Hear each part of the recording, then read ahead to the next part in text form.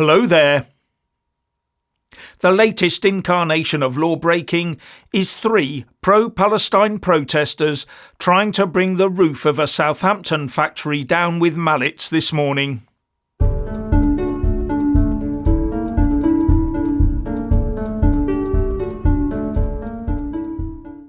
Hang on to your hats and mind your blood pressure as we go through this video.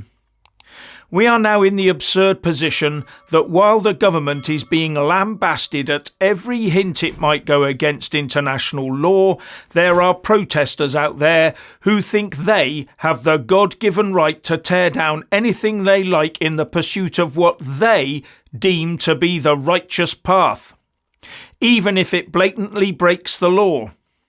The Southampton plant of the Italian arms company Leonardo, one of the UK's leading defence firms, had its roof occupied this morning by 3 people, who were later arrested by local police on suspicion of causing criminal damage. The group Palestine Action said on social media that actionists occupy the roof of Leonardo's arms factory in Southampton, halting the production of weaponry used to target and massacre the Palestinian people. But Leonardo has been targeted before by this group. The roof of the Leonardo Edinburgh factory was occupied in January this year. They also got into the facility and dismantled equipment. And that facility was also targeted 3 days ago, once again by Palestine Action. And they have also in the past blockaded the company's London offices as well as daubing it in red paint. This is not peaceful protest, it is violent and destructive. And Palestine Action US claims to have shut down Elbit Systems in Boston, an Israeli defence electronics firm, in October. As far as I'm concerned, this is all illegal activity. But I would go further. What these protesters are actually doing is prosecuting Hamas's war against Israel here in the UK and in the US. And as we all know, Hamas is a proscribed terrorist organisation in the UK. These protesters are attempting to degrade the ability of Israel to protect itself against the Hamas terrorists. But that connection will never be made. It will never be framed in that manner. They will continue to be ignored by the police and courts or receive non-deterrent punishments, just like the eco-warriors.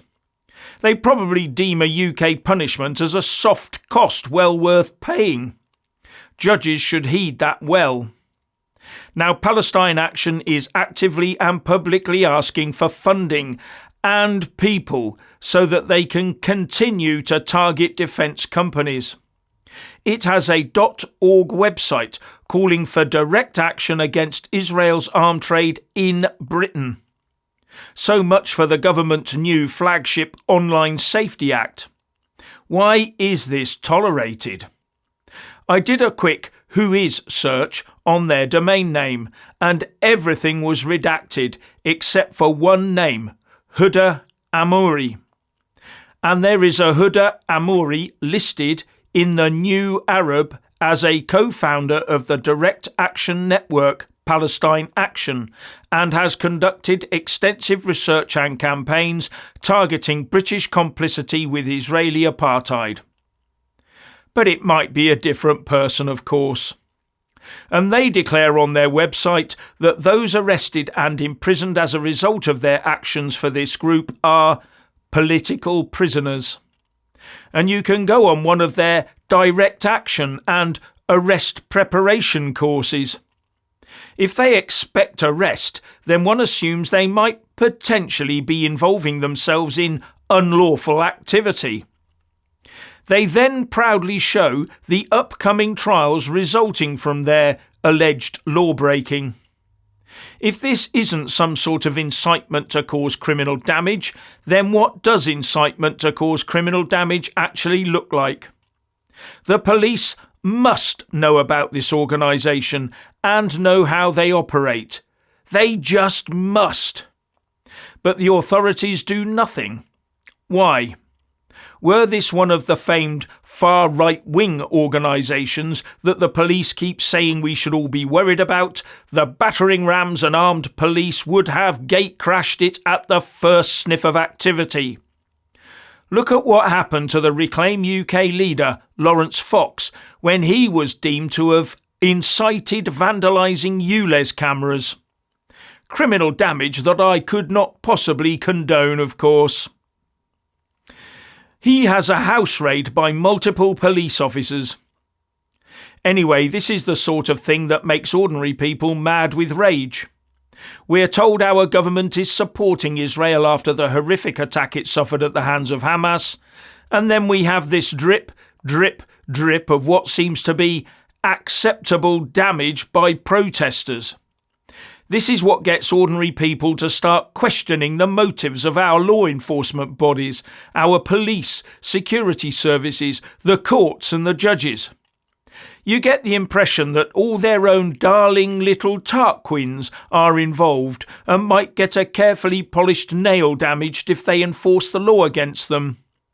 And it would be oh so embarrassing for Mummy and Daddy, wouldn't it?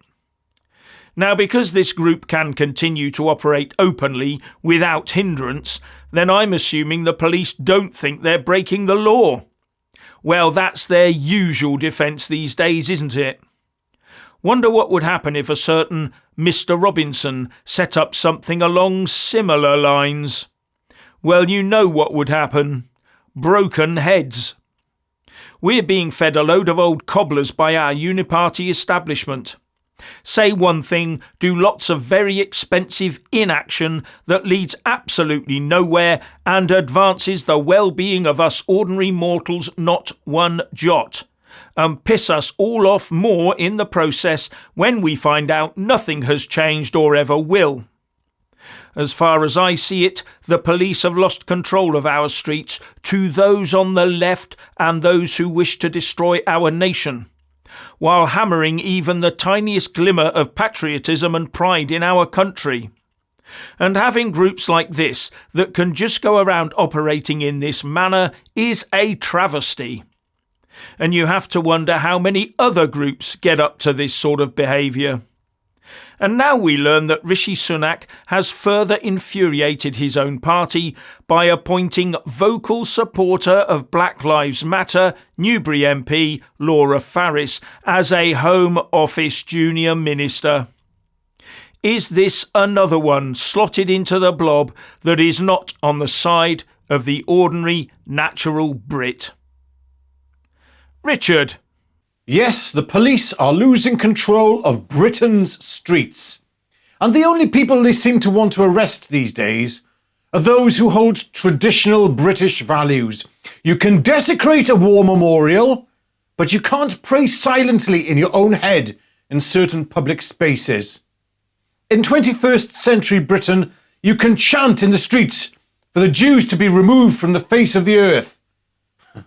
But you can't criticise the demographic that chants it. Oh no, that would lead to you being arrested. You can take over central London every weekend at an eye-watering cost to the taxpayer, filling the streets with hate preachers, and nothing will happen to you.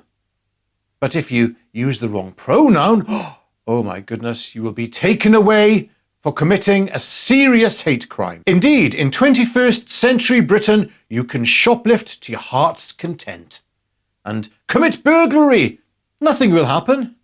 And, well, a grown man can do anything he wants if he puts on a dress, and rightly so. If a man wants to put on a dress, he should be able to do what he wants and get away with what he wants. Far be it from me to criticise such things. Oh, no.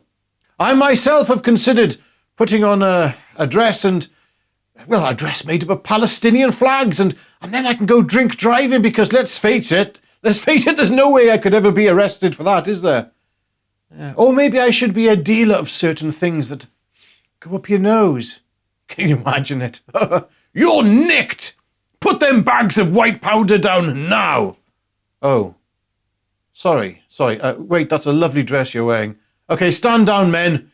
She's wearing a very fetching Vivienne Westwood item there. Nothing to see here. Or maybe I should stand for Parliament as an independent wearing my Palestinian flag dress. Yes. And if nobody votes for me and I don't get elected, I will call the electoral system transphobic, Islamophobic racists and demand to be instated as my own local MP. Yes. I don't even need a constituency to stand, because that would be prejudicial against people who are not actually made out of solid matter and actually exist in a different geographical location that doesn't actually exist. Yes, the fascists. Anyway, enough of all that. What do you lot think about the breakdown of law and order in Great Britain? And everything else we have talked about today, so just leave your gibberings and your jabberings in the comment section below for Jeff and I to read. And we will see you again tomorrow, and to all of you out there who support us via Patreon and PayPal and Super Thanks, we owe you a great debt. If you didn't help us out, we wouldn't be able to make any more of these vids, so links in the descriptions box below on how to help support this channel. And God bless each and every one of you. And bye for now.